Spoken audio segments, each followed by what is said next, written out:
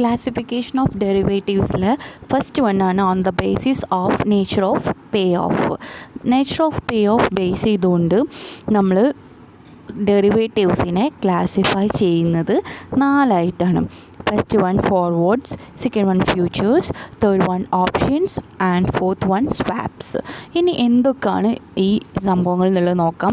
ഈ 4 സാധനങ്ങൾ നമ്മൾ കഴിഞ്ഞ സബ്ജക്റ്റായിട്ടുള്ള ഫിനാൻഷ്യൽ മാർക്കറ്റ് ആൻഡ് സർവീസസിൽ പറഞ്ഞിട്ടുള്ളതാണ്. എന്നാലും നമ്മൾ വീണ്ടും എന്താണെന്നുള്ളത് നോക്കാം. First വണ്ണാണ് forwards.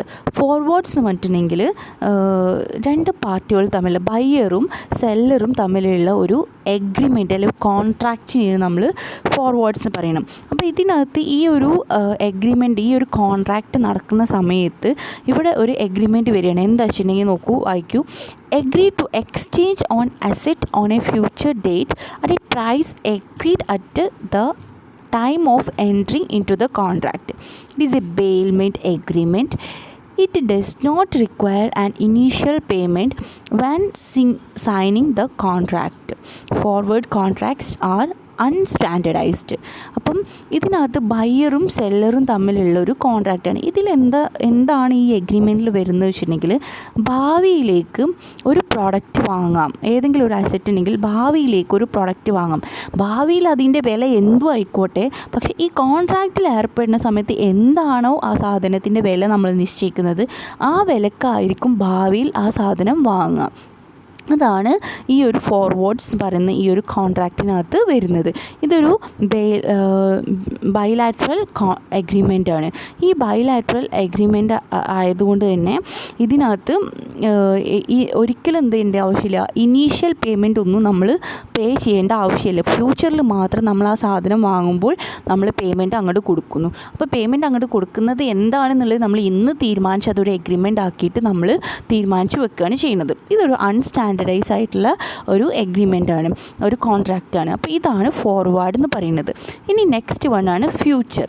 ഫ്യൂച്ചേഴ്സ് മറ്റുണ്ടെങ്കിൽ ഇതുപോലെ തന്നെ എഗ്രിമെൻറ്റ് ബിറ്റ്വീൻ 2 പാർട്ടീസ്, 2 പാർട്ടീസ് തമ്മിലുള്ള എഗ്രിമെൻ്റാണ്. ഇതിനകത്ത് എന്താ വരുന്നത്, to buy or sell an asset at a certain time in the future at a certain price. ഒന്നുകിൽ വാങ്ങുക അല്ലെങ്കിൽ വിൽക്കുക എന്തെങ്കിലും ഒരു അസെറ്റ് ഒരു പ്രത്യേക നിശ്ചിത സമയത്തിനുള്ളിൽ ഭാവിയിൽ ഇങ്ങനെ നിശ്ചിതമായിട്ടുള്ള ആ ഒരു വിലക്ക് അനുസരിച്ചിട്ട്. Future contracts R traded on the stock exchange. Futures എന്ന് പറഞ്ഞിട്ടുള്ള ഈ ഒരു കോൺട്രാക്റ്റാണ് നമ്മൾ ഏർപ്പെടണമെങ്കിൽ അത് ചെയ്യൽ സ്റ്റോക്ക് എക്സ്ചേഞ്ചിലായിരിക്കും. അതുകൊണ്ട് തന്നെ thus they are exchange traded forward contracts. അതുകൊണ്ട് തന്നെ അതിന് എക്സ്ചേഞ്ച് ട്രേഡഡ് ഫോർവേഡ് കോൺട്രാക്ട്സ് എന്നും കൂടി നമ്മൾ എന്ത് ചെയ്യുന്നുണ്ട്, പറയുന്നുണ്ട്. അപ്പോൾ തന്നെ the exchange guarantees and ensures the execution of the contract by both the parties.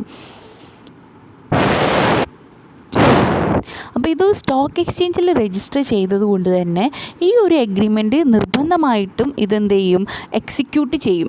അപ്പം ഇത് എക്സിക്യൂട്ട് ചെയ്യാൻ എക്സ്ചേഞ്ച് എന്താണ്, നിർബന്ധിതമാവുകയാണ്. അതുകൊണ്ട് തന്നെ എന്താണ്, ഈ ഒരു ഫ്യൂച്ചറിൻ്റെ വാല്യൂ എക്കാലത്തും ഏത് സമയത്തും എന്തായിരിക്കും, അതിൻ്റെ വാല്യൂ രേഖപ്പെടുത്തിയിട്ടുള്ളതാണ്. അതായത് സ്റ്റാൻഡർഡൈസ് ആയിട്ടുള്ള ഒരു വേ ഓഫ് എഗ്രിമെൻ്റാണ് ഫ്യൂച്ചേഴ്സ് പറയുന്നത്. ഇതിൻ്റെ വ്യത്യാസം രണ്ടും സെയിം ആണ് തന്നെ. ഇതിനകത്തുള്ള വ്യത്യാസം ഇത് സ്റ്റോക്ക് എക്സ്ചേഞ്ചിൽ ട്രേഡ് ചെയ്യപ്പെടുന്നു എന്നുള്ളതാണ് ഡിഫറൻസ് വരുന്നത്. മൂന്നാമത്തതാണ് ഓപ്ഷൻസ്. ഓപ്ഷൻസ് പറഞ്ഞിട്ടുണ്ടെങ്കിൽ an option refers to the right to buy or sell a security or other assets during a given time for a specified period. പറഞ്ഞിരിക്കുന്ന സമയത്തിനുള്ളിൽ സ്പെസിഫൈഡ് ആയിട്ടുള്ള പ്രൈസിൽ നമ്മൾ എന്ത് ചെയ്യുക, ഒന്നുകിൽ സാധനം വാങ്ങുകയോ വിൽക്കുകയോ ചെയ്യാനുള്ള റൈറ്റ്, അധികാരം ഉണ്ടാവുക എന്നുള്ളതാണ് ഓപ്ഷനിലുള്ളതുകൊണ്ട് ഉദ്ദേശിക്കുന്നത്. ഇതിനകത്ത് വരുന്ന പ്രൈസിനെ നമ്മൾ, ഈ ഒരു സ്പെസിഫൈഡ് പ്രൈസിനെ നമ്മൾ സ്ട്രൈക്ക് പ്രൈസ് എന്നാണ് പറയുക. അതുപോലെ തന്നെ ഒരിക്കൽ ഈ ഒരു ഓപ്ഷൻ നമ്മൾ ഓഫർ ചെയ്യുകയാണെങ്കിൽ ഈ ഒരു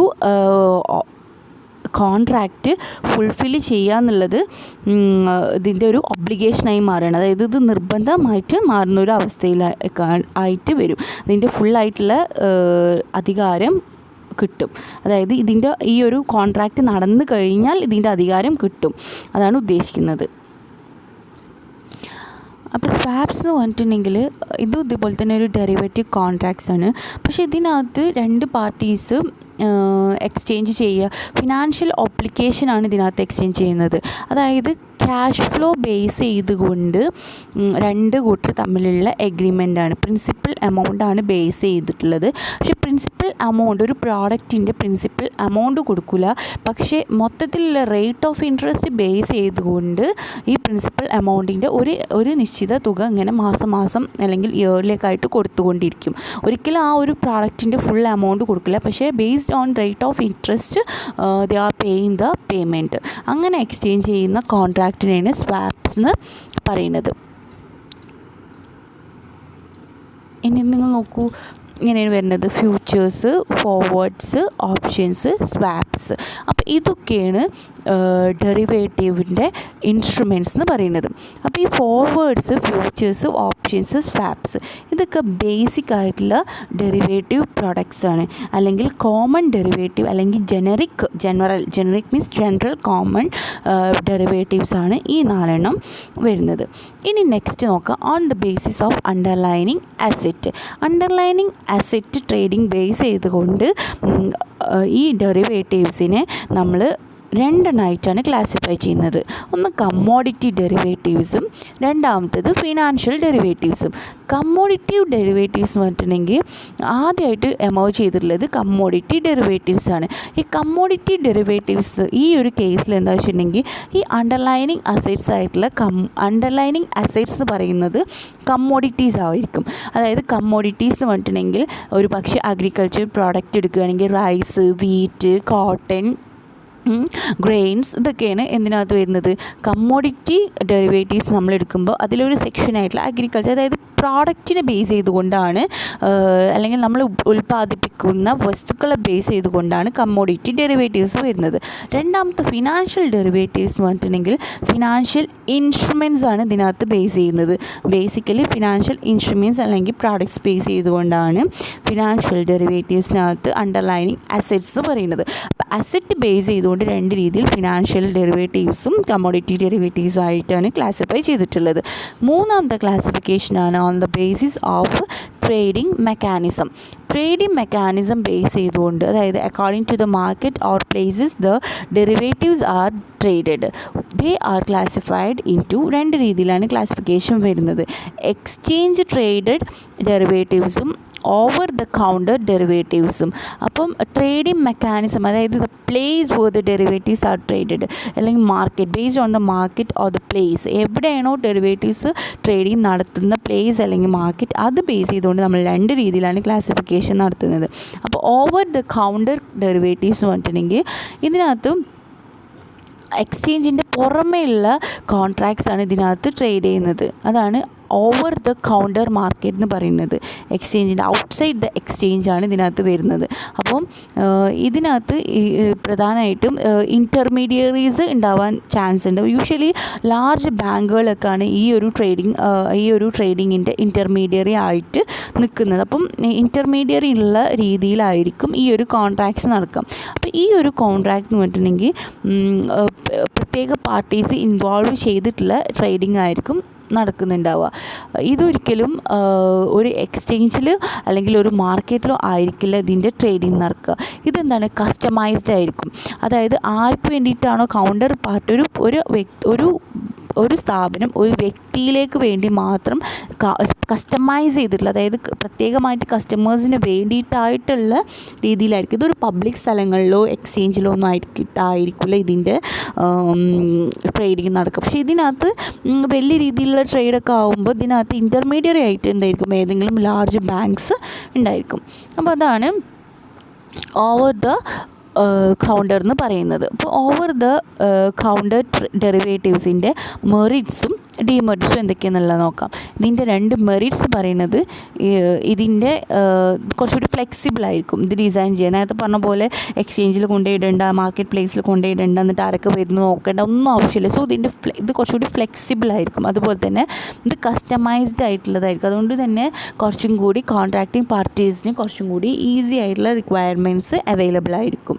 പിന്നെ ഇതിൻ്റെ ഒരു ഡീമെറിറ്റ് എന്ന് പറഞ്ഞിട്ടുണ്ടെങ്കിൽ 2 ഡീമെറിറ്റ്സ് എന്താ വെച്ചാൽ ഇതിൻ്റെ മാച്ചിങ് പാർട്ടീസിനെ കിട്ടാൻ കുറച്ച് ഡിഫിക്കൽട്ട് ആയിരിക്കും. ഇപ്പോൾ ഞാൻ ഉദ്ദേശിക്കുന്ന പോലത്തെ ഒരു കസ്റ്റമൈസ്ഡ് ആയിട്ടുള്ള ഒരു കസ്റ്റമറെ എനിക്ക് കിട്ടാൻ ഒരു പക്ഷേ ബുദ്ധിമുട്ട് വരാനുള്ള ചാൻസ് ഉണ്ട്. കാരണം ഇതിനകത്ത് നമ്മൾ തന്നെ തേടി പിടിക്കുക, അല്ലെങ്കിൽ നമ്മൾ തേടി പിടിച്ച് വരികയാണ്. നമ്മൾ എവിടെയും ഒരു സ്റ്റോക്ക് എക്സ്ചേഞ്ചിലോ ഒരു മാർക്കറ്റിലോ നമ്മളിതിനെ പ്ലേസ് ചെയ്യുന്നില്ല. സോ ഇത് തിരഞ്ഞു പിടിക്കാൻ നമ്മൾ ഞാനും ആ ഒരു വ്യക്തിയും തമ്മിൽ മീറ്റ് ചെയ്യുക എന്നുള്ളത് കുറച്ചൊരു ഡിഫിക്കൽട്ടായിട്ടുള്ളൊരു ടാസ്ക്കാണ്. അതുപോലെ തന്നെ ഇതിലത്തെ ക്രെഡിറ്റ് കുറച്ച് റിസ്ക്കിയാണ്. കാരണം ഒരാൾ വരാമെന്ന് പറഞ്ഞിട്ട് ആ കോൺട്രാക്റ്റ് ഒരു പക്ഷേ ഫെയിലാവാനുള്ള, ആ ഒബ്ലിഗേഷൻ ഫെയിലാവാനുള്ള ചാൻസസ് ഒക്കെ കൂടുതലാണ്. കാരണം ഞാൻ നേരത്തെ പറഞ്ഞ പോലെ ഇതിനകത്ത് ഒരു എഗ്രിമെൻറ്റിലേക്ക് ചേർന്നു, പക്ഷേ പിന്നെ വേണ്ടാന്ന് പറയാം, അങ്ങനെയുള്ള പോസിബിലിറ്റീസൊക്കെ റിസ്ക് കുറച്ച് കൂടുതലാണ് ഇതിനകത്ത് വരുന്നത്. അപ്പോൾ ഇതൊക്കെയാണ് ഇതിൻ്റെ ഡീമെറിറ്റ്സ് പറയുന്നത്. ഇനി എന്താണ് എക്സ്ചേഞ്ച് ട്രേഡഡ് ഡെറിവേറ്റീവ്സ് എന്തൊക്കെയാണെന്നുള്ളത് നോക്കാം. എക്സ്ചേഞ്ച് ട്രേഡഡ് ഡെറിവേറ്റീവ്സ് പറഞ്ഞിട്ടുണ്ടെങ്കിൽ ഇതൊരു ഓർഗനൈസ്ഡ് ആയിട്ടുള്ള അല്ലെങ്കിൽ ഒരു റെഗുലേറ്റഡ് ആയിട്ടുള്ള എക്സ്ചേഞ്ചിനകത്ത് വെച്ചിട്ടാണ് ഈ ഒരു ട്രേഡിങ് നടത്തുന്നത്. നേരത്തെ പറഞ്ഞതിൻ്റെ ജസ്റ്റ് ഓപ്പോസിറ്റ്. അതായത് ബയറും സെല്ലറും അവർ തമ്മിൽ അങ്ങോട്ട് പരസ്പരം അറിയണം എന്നൊന്നുമില്ല. അപ്പോൾ ഇതിനകത്ത് ഈ ഒരു എക്സ്ചേഞ്ച് ആയിരിക്കും ഒരു കൗണ്ടർ പാർട്ടി ആയിട്ടുണ്ടാവുക ബയറിൻ്റെയും സെല്ലറിൻ്റെയും ഇടയിൽ. അതുകൊണ്ട് തന്നെ ഡെറിവേറ്റീവ്സ് ഇതിനകത്ത് നടക്കുന്ന സമയത്ത് എക്സ്ചേഞ്ച് ആയിരിക്കും ഇൻ്റർമീഡിയറി ആയിട്ട് എല്ലാ ട്രാൻസാക്ഷൻസും നടത്തുക. സ്റ്റോക്ക് എക്സ്ചേഞ്ചിലൊക്കെ നമ്മൾ ഇട്ടിട്ട് അവിടെ ആയിരിക്കും ചിലപ്പോൾ ഈ ബോത്ത് പാർട്ടീസ് തമ്മിലുള്ള ഈ അഗ്രിമെൻറ്റും ഗ്യാരണ്ടിയും ഇനീഷ്യൽ മാർജിനും കാര്യങ്ങളെല്ലാം നടത്തുക. സോ ഇതിനകത്ത് വേറൊരു ബാങ്കോ മറ്റ് പാർട്ടീസോ ഇൻ്റർമീഡിയറി ആയിട്ടുണ്ടാവില്ല, എക്സ്ചേഞ്ച് തന്നെ ആയിരിക്കും ഉണ്ടായിരിക്കുക. അപ്പോൾ നമ്മൾ ബയറും സെല്ലറും കൃത്യമായിട്ട് അങ്ങോട്ടും ഇങ്ങോട്ടും അറിയണം എന്നില്ല. അപ്പോൾ നേരത്തെ പറഞ്ഞതിൻ്റെ രണ്ട് ബുദ്ധിമുട്ടുകളാണ് ഇതിനകത്ത് വരുമ്പോൾ മെറിറ്റ്സ് ആയിട്ട് വരുന്നത്. അതായത് ഇത് കൗണ്ടർ പാർട്ടിക്ക് പ്രത്യേകിച്ച് റിസ്ക് ഒന്നുമില്ല, റിസ്ക് ഫ്രീ ആയിരിക്കും.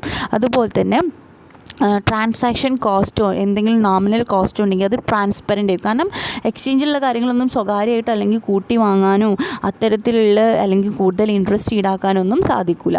പിന്നെ ഇതിൻ്റെ ഒരു ഡീമെറിറ്റ് എന്ന് പറഞ്ഞാൽ നേരത്തെ നമ്മൾ പറഞ്ഞ മെറിറ്റ്സ് ആണ്. എന്താ, ഫ്ലെക്സിബിലിറ്റി കുറവായിരിക്കും. അതുപോലെ തന്നെ ഇതെന്താണ്, കസ്റ്റമൈസ്ഡ് അല്ല. അതുകൊണ്ട് തന്നെ കൗണ്ടറിങ് പാർട്ടിക്ക് പ്രത്യേകിച്ച് റിക്വയർമെൻറ്റ്സ് ഒന്നും കിട്ടാനോ അല്ലെങ്കിൽ അതിൻ്റെ റൂൾസ് ആൻഡ് റെഗുലേഷൻസ് ഒക്കെ എന്താണോ റൂൾസ് ആൻഡ് റെഗുലേഷൻസ് അത് ആക്സെപ്റ്റ് ചെയ്യണം. അതല്ലാതെ അതിനകത്ത് പ്രത്യേകിച്ച് മാറ്റങ്ങളും കാര്യങ്ങളൊന്നും വരുത്താനൊന്നും പറ്റില്ല. അപ്പോൾ നേരത്തെ പറഞ്ഞതിൻ്റെ മെറിറ്റ്സ് ആണ് ഇതിൻ്റെ ഡീമെറിറ്റ്സ്, നേരത്തെ പറഞ്ഞതിൻ്റെ ഡീമെറിറ്റ്സ് ആണ് ഇതിൻ്റെ മെറിറ്റ്സ്. അപ്പോൾ അത് മനസ്സിലാക്കുക. ഇനി ഇത് രണ്ടും തമ്മിലുള്ള ഡിഫറൻസ് എന്താണെന്നുള്ളത് നോക്കാം. First one, exchange trade derivatives do not have any counter party risk. Counter party risk ഉണ്ടാവില്ല. മറ്റൊരുത്ത് എന്താണ്, കൗണ്ടർ പാർട്ടി റിസ്ക് ഉണ്ടാകും. പിന്നെന്താണ്, എക്സ്ചേഞ്ച് ട്രേഡിനകത്ത് വരുമ്പം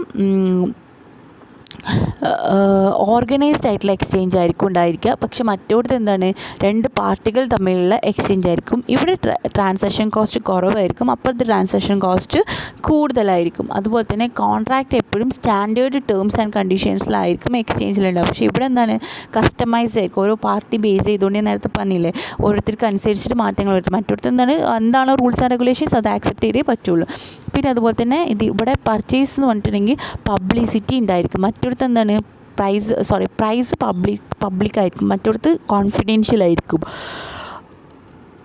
അതുപോലെ തന്നെ മാർക്കറ്റിൽ ട്രേഡേഴ്സിന് ചിലപ്പോൾ അങ്ങോട്ടും ഇങ്ങോട്ടും അറിഞ്ഞിരിക്കണം എന്നില്ല എക്സ്ചേഞ്ചിൽ. പക്ഷേ OTCയിൽ എന്തായിരിക്കും, അങ്ങോട്ടും ഇങ്ങോട്ടും അറിയാനുള്ള ചാൻസ് കൂടുതലാണ്. അറിഞ്ഞേ പറ്റുള്ളൂ. കാരണം എന്താണ്, നമ്മൾ നേരത്തെ പറഞ്ഞ പോലെ ഈ പരസ്പരം രണ്ട് പാർട്ടികൾ തമ്മിലുള്ള എഗ്രിമെൻറ്റ്, അതിനകത്ത് ബാങ്ക് ജസ്റ്റ് ഒരു ഡീലറായിട്ട് അല്ലെങ്കിൽ ഒരു ഇൻ്റർമീഡിയറ്റ് ആയിട്ട് നിൽക്കുന്നു എന്ന് മാത്രം. അപ്പോൾ ഇങ്ങനെയൊക്കെയാണ് നമ്മൾ ക്ലാസിഫൈ ചെയ്തത്. ഇനി നമുക്ക് കമ്മോഡിറ്റി ഡെറിവേറ്റീവ്സിനെയും ഫിനാൻഷ്യൽ ഡെറിവേറ്റീവ്സും നമ്മൾ രണ്ടാമത്തെ ഡിഫറൻസ് പറഞ്ഞതിലുള്ളതാണ് കമ്മോഡിറ്റി ഡെറിവേറ്റീവ്സും ഫിനാൻഷ്യൽ ഡെറിവേറ്റീവ്സും. അതിൻ്റെ ഒരു ക്ലാസിഫിക്കേഷനാണ്. കമ്മോഡിറ്റി ഡെറിവേറ്റീവ്സ് നമ്മൾ ടാഞ്ചിബിൾ ഡെറിവേറ്റീവ്സും ഇൻടാഞ്ചിബിൾ ഡെറിവേറ്റീവ്സ് ആയിട്ട് വേർതിരിച്ചിട്ടുണ്ട്. ഫിനാൻഷ്യൽ ഡെറിവേറ്റീവ്സിനെ real estate derivatives, foreign exchange derivatives, equity derivatives and ഡെപ്റ്റ് ഡെറിവേറ്റീവ്സ്. അതിൽ ഇക്വിറ്റി ഡെറിവേറ്റീവ്സിനെ നമ്മൾ രണ്ടായിട്ടാണ് ഡിവൈഡ് ചെയ്തിട്ടുള്ളത്, ഇൻഡെക്സ് പ്രോഡക്ട്സും ഡെറിവേറ്റീവ്സ് ഓൺ സെക്യൂരിറ്റീസും. അതിലെ ഡെപ്റ്റ് ഡെറിവേറ്റീവ്സ് നമ്മൾ ഡിവൈഡ് ചെയ്തിട്ടുള്ളത് ഇൻട്രസ്റ്റ് റേറ്റ് പ്രോഡക്ട്സും ഗവൺമെൻറ് സെക്യൂരിറ്റീസ് അല്ലെങ്കിൽ ബോൺസും. നമുക്ക് വഴി ഇതൊക്കെ പഠിക്കാം. അപ്പോൾ ഇതാണ് ഇതിൻ്റെ ക്ലാസിഫിക്കേഷൻ ചാർട്ട്, നിങ്ങൾ മനസ്സിലാക്കാം. ഇനി നമ്മൾ അടുത്ത് നോക്കാം ഫിനാൻഷ്യൽ ഡെറിവേറ്റീവ്സ്. അപ്പോൾ ഇതിൽ നമ്മൾ പറഞ്ഞിട്ടുള്ള ഈ സെക്കൻഡ് ഡെറിവേറ്റീവ്സിലെ രണ്ട് കമ്മോഡിറ്റി ഡെറിവേറ്റീവ്സ് അല്ലാത്ത രണ്ടാമത്തെ ഫിനാൻഷ്യൽ ഡെറിവേറ്റീവ്സിലേക്കാണ് ഇനി നമ്മൾ ഡീറ്റെയിൽ ആയിട്ട് പോകുന്നത്. ഫിനാൻഷ്യൽ ഡെറിവേറ്റീവ്സ് പോപ്പുലർ ആയിട്ടുള്ളത് 1970s ഇതിനകത്ത് ഇത് കുറച്ചും കൂടിയും ഇക്കോണമിയിൽ കുറച്ചും കൂടി ഇൻക്രീസ് ചെയ്ത് ഇൻറ്റഗ്രേറ്റ് ചെയ്ത് വന്നിട്ടുള്ള വർഷമാണ് പറയുന്നത് 1970. ഇനി എന്താണ് ഫിനാൻഷ്യൽ ഡെറിവേറ്റീവ്സ് എന്നുള്ളതിൻ്റെ മീനിങ് എന്താണെന്നുള്ളത് നോക്കാം. നമ്മൾ നേരത്തെ പറഞ്ഞതാണ് ഫിനാൻഷ്യൽ ഡെറിവേറ്റീവ്സ്. നേരത്തെ നമ്മൾ പറഞ്ഞു കമ്മോഡിറ്റി എന്ന് പറഞ്ഞിട്ടുണ്ടെങ്കിൽ ഒരു പ്രോഡക്റ്റ് ആയിരിക്കും, അല്ലെങ്കിൽ ഒരു അഗ്രികൾച്ചർ പ്രോഡക്റ്റ് ആയിരിക്കും. അതിൻ്റെ ജസ്റ്റ് ഓപ്പോസിറ്റ് ആയിട്ട് ഫിനാൻഷ്യൽ ഡെറിവേറ്റീവ്സ് നമ്മൾ പറഞ്ഞു. It is derived its value from an underlying asset. ഏതെങ്കിലും ഒരു അണ്ടർലൈനിങ് അസെറ്റ് ബേസ് ചെയ്തുകൊണ്ടായിരിക്കും ഫിനാൻഷ്യൽ കോൺട്രാക്ട് ഇതിനകത്ത് നടക്കുക. പക്ഷേ ഈ അണ്ടർലൈനിങ് അസെറ്റ് എന്തായിരിക്കും, അതിനകത്ത് വരുന്ന ഏതെങ്കിലും ഫിനാൻഷ്യൽ ഇൻസ്ട്രുമെൻ്റ് ആയിരിക്കും. It may be stock, bond, interest rate, currencies like that. അപ്പോൾ അതാണ് വരുന്നത്. ഈ ഫിനാൻഷ്യൽ ഡെറിവേറ്റീവ്സിൻ്റെ ഫീച്ചേഴ്സ് എന്തൊക്കെയാണെന്നുള്ളത് നോക്കാം. ഫിനാൻഷ്യൽ ഡെറിവേറ്റീവ് എന്ന് പറഞ്ഞാൽ ഫിനാൻഷ്യൽ ഇൻസ്ട്രുമെൻറ്റ്, ഞാനിപ്പോൾ തൊട്ട് മുന്നേ പറഞ്ഞതാണ്, ഫിനാൻഷ്യൽ ഇൻസ്ട്രുമെൻറ്റ് ബേസ് ചെയ്തുകൊണ്ടുള്ള കോൺട്രാക്റ്റ് ആയിരിക്കും ഇതിനകത്ത് ഉണ്ടാവുക. അതുപോലെ തന്നെ ഒരു ഫിനാൻഷ്യൽ ഡെറിവേറ്റീവ് എന്ന് പറഞ്ഞിട്ടുണ്ടെങ്കിൽ ഒരു ഫ്യൂച്ചർ കോൺട്രാക്റ്റ് ആയിരിക്കും. ടു പാർട്ടീസ് തമ്മിലുള്ള ഫ്യൂച്ചർ കോൺട്രാക്റ്റ് ആയിരിക്കും ഫിനാൻഷ്യൽ ഡെറിവേറ്റീവ് എന്ന് പറഞ്ഞത്. അതുപോലെ തന്നെ ഇതിൻ്റെ വാല്യൂ, ഈ ഫിനാൻഷ്യൽ ഡെറിവേറ്റീവിൻ്റെ വാല്യൂ ഡിപ്പെൻഡ് ചെയ്യുന്നത് ഫിനാൻഷ്യൽ ഇൻസ്ട്രുമെൻറ്റിൻ്റെ വാല്യൂ ബേസ് ചെയ്തുകൊണ്ടാണ്. നമ്മളിവിടെ വിൽക്കുന്നതും വാങ്ങുന്നതും എന്താണ്, ഫിനാൻഷ്യൽ ഇൻസ്ട്രുമെൻ്റ് ആണ്. സോ ആ ഫിനാൻഷ്യൽ ഇൻസ്ട്രുമെൻറ്റ് എന്താണോ വാല്യൂ അത് ബേസ് ചെയ്തുകൊണ്ടായിരിക്കും ഫിനാൻഷ്യൽ ഡെറിവേറ്റീവ്സിൻ്റെ വാല്യൂ ഉണ്ടായിരിക്കാം. അതുപോലെ തന്നെ ഫിനാൻഷ്യൽ ഡെറിവേറ്റീവ്സിനെ അണ്ടർടേക്കൺ ചെയ്യുന്നത് ടു പാർട്ടീസ് തമ്മിലായിരിക്കും. ഒരു പെർട്ടിക്കുലർ സ്റ്റോക്ക് എക്സ്ചേഞ്ച്, ഏതെങ്കിലും ഒരു എക്സ്ചേഞ്ച് ബേസ് ചെയ്തുകൊണ്ട് ടു പാർട്ടീസ് തമ്മിലുള്ള ഡയറക്റ്റ്ലി ആയിട്ടുള്ള ഒരു അണ്ടർടേക്കൺ ആയിരിക്കും ഫിനാൻഷ്യൽ ഡെറിവേറ്റീവ്സിനകത്ത് ഉണ്ടാവുക. പിന്നെ നമ്മൾ നോക്കേണ്ടത് difference between commodity derivatives and financial derivatives. Financial ഡെറിവേറ്റീവ്സും കമ്മോഡിറ്റി ഡെറിവേറ്റീവ്സും തമ്മിലുള്ള ഡിഫറൻസ് എന്തൊക്കെയാണെന്നുള്ളത് നോക്കാം. പ്രധാനമായിട്ടും 3 ഡിഫറൻസാണ് വരുന്നത്. ഇത് നേരത്തെ ഒരു കണ്ടിന്യൂഷൻ ആയതുകൊണ്ടാണ് ഞാൻ ഇതെടുക്കുന്നത്. ഇതിന് മുന്നേ ഒരു ടോപ്പിക് കൂടി എടുക്കാണ്ട് ഇത് കഴിഞ്ഞിട്ട് നമുക്ക് അതിലേക്ക് പോവാം. അപ്പോൾ ഫിനാൻഷ്യൽ ഡെറിവേറ്റീവ്സും കമ്മോഡിറ്റി ഡെറിവേറ്റീവ്സും തമ്മിൽ എന്തൊക്കെ ഡിഫറൻസ് ആണുള്ളത് എന്നുള്ളത് നമ്മൾ ഓൾറെഡി പറഞ്ഞതാണ്. നമ്മൾ ആദ്യം പറഞ്ഞിട്ടുള്ള പോലെ തന്നെ ഈ ഫിനാൻഷ്യൽ ഡെറിവേറ്റീവിലെ ഇൻസ്ട്രുമെൻറ്റ്സ് പറഞ്ഞിട്ടുണ്ടെങ്കിൽ ബോണ്ട്സ്, സ്റ്റോക്സ്, ഈ കറൻസീസൊക്കെ ആയിരിക്കും. പക്ഷേ കമ്മോഡിറ്റിയിൽ നമ്മൾ നേരത്തെ പറഞ്ഞ പോലെ എന്താണ്, wheat, cotton, pepper, grains, orange juice, crude oil, natural, അതായത് നമ്മൾ ഉപയോഗിക്കുന്ന വസ്തുക്കളായിരിക്കും ഈ കമ്മോഡിറ്റി ഡെറിവേറ്റീവ്സിലെ കമ്മോഡിറ്റി ഉണ്ടായിരിക്കുക. ഓക്കെ, ഇനി ഫിനാൻഷ്യൽ ഡെറിവേറ്റീവ് എന്ന് പറഞ്ഞിട്ടുണ്ടെങ്കിൽ അത് കുറച്ചുകൂടി സ്റ്റാൻഡേർഡ് ആയിരിക്കും. അതായത് ക്വാളിറ്റി പ്രശ്നങ്ങളൊന്നും വരില്ല. പക്ഷേ കമ്മോഡിറ്റി ഡെറിവേറ്റീവ്സ് എന്ന് പറഞ്ഞാൽ ക്വാളിറ്റീൻ്റെ ഇഷ്യൂസൊക്കെ ഉണ്ടാവില്ലേ. വീറ്റ് കുറഞ്ഞതാണ്, അല്ലെങ്കിൽ അതിൽ പുഴു വന്നിട്ടുണ്ട്, അത് പൂപ്പൽ വന്നിട്ടുണ്ട് എന്നൊക്കെ പറഞ്ഞിട്ടുള്ള ഇഷ്യൂസ് വരാനുള്ള ചാൻസസ് ഒക്കെ ഭാവിയിൽ നമുക്കത് കാണാം. മൂന്നാമത്തെ ഡിഫറൻസ് പറഞ്ഞാൽ ഫിനാൻഷ്യൽ ഡെറിവേറ്റീവ്സ് എന്ന് പറഞ്ഞിട്ടുണ്ടെങ്കിൽ ബേസിക്കലി ഒരു ക്യാഷ് സെറ്റിൽഡ് കോൺട്രാക്റ്റ് ആയിരിക്കും. അതായത് ഫിസിക്കൽ സെറ്റിൽമെൻറ്റ് ഇതിനകത്ത് ഫിനാൻഷ്യൽ അസറ്റ് കുറവായിരിക്കും. പക്ഷെ എന്താണ്,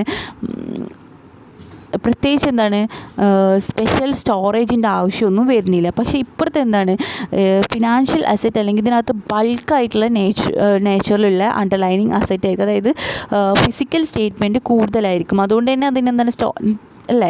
അപ്പോൾ അതായത് സ്റ്റോക്ക് ബോണ്ടൊന്നും എടുത്തേക്കാൻ കുറേ സ്ഥലത്തിൻ്റെ ആവശ്യമുണ്ടോ? ഇല്ല. പക്ഷേ മറ്റോടത്ത് എന്താണ്, വീറ്റും കോട്ടണും ജൂട്ടൊക്കെ ആണെങ്കിൽ എന്താണ്, അതിൻ്റെ അണ്ടർലൈനിങ് അസറ്റ് ബൾക്കായിരിക്കും അല്ലേ. കുറേ വീറ്റ് ഉണ്ടായിരിക്കും, കുറേ കോട്ടൺ ഉണ്ടായിരിക്കും, കുറേ ടർമറിക് പൗഡർ ഉണ്ടായിരിക്കും, കുറേ പെപ്പർ പൗഡർ ഉണ്ടാകും, കുറേ കോൺ ഉണ്ടായിരിക്കും, കുറേ ഓറഞ്ച് ജ്യൂസ് ഉണ്ടായിരിക്കാം, എല്ലാം ഉണ്ടായിരിക്കാം. അപ്പോൾ ഇതിൻ്റെ ക്വാണ്ടിറ്റി കൂടുതലാണ്. അതുകൊണ്ട് തന്നെ ഫിസിക്കൽ സെറ്റിൽമെൻറ്റിൻ്റെ സ്ഥലം എന്തായിരിക്കും, കുറച്ചും കൂടി കൂടുതലായിരിക്കും, ബൾക്കായിരിക്കും. മറ്റോടത്ത് എന്താണ്, അതിൻ്റെ ബൾക്ക് കുറച്ചും കൂടി കുറവായിരിക്കും. അപ്പോൾ ഇതാണ് ഈ ഫിനാൻഷ്യൽ ഡെറിവേറ്റീവ്സും കമ്മോഡിറ്റി ഡെറിവേറ്റീവ്സും തമ്മിലുള്ള ഡിഫറൻസ് എന്ന് പറയുന്നത്. അപ്പോൾ ഇത്രയും കാര്യങ്ങൾ നിങ്ങൾ നന്നായിട്ട് പഠിക്കുക. ഇനി 2-3 ടോപ്പിക്സും കൂടി ഉള്ളൂ, ഒരു 3-4 ടോപ്പിക്സും കൂടി. ഫിനാൻഷ്യൽ ഡെറിവേറ്റീവ്സിൻ്റെ ടൈപ്സ്, അതിൻ്റെ നീഡ്, അതുപോലെ തന്നെ അതിൻ്റെ ക്രിറ്റിസിസംസ്, ഇങ്ങനെ ഒരു 3-4 ടോപ്പിക്സും കൂടിയാണ് കവർ ചെയ്യാനുള്ളത് ഈ ചാപ്റ്ററിൽ. ഓക്കെ, എല്ലാവരും പഠിക്കുക, നോട്ട്സ് ഫിനിഷ് ചെയ്യുക.